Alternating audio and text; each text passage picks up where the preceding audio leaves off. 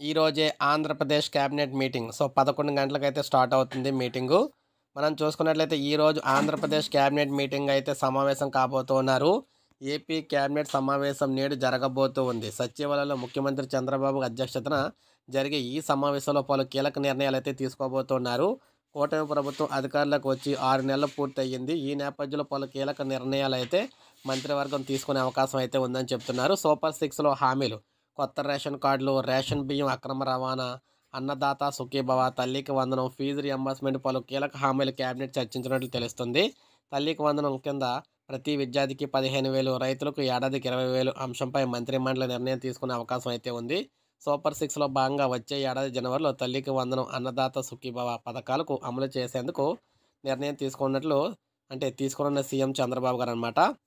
ఈ సమావేశాలపై మంత్రిమండలిలో చర్చించి వాటిపై అమలు నిర్ణయం తీసుకునే అవకాశం అయితే ఉందని తెలుస్తుంది.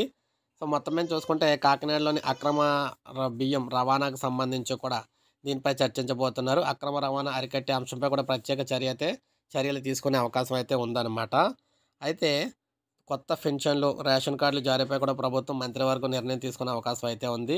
అలాగే వివిధ సంస్థల పరిశ్రమలు ఏర్పాటుకు భూ కేటాయింపులు మంత్రిమండలి ఆమోదం తెలపనుంది. ఇక సమావేశాలు ముగిశాక వివిధ రాజకీయ అంశాలపై కూడా మంత్రులతో సీఎం చర్చించే అవకాశం అయితే ఉందని తెలుస్తుంది.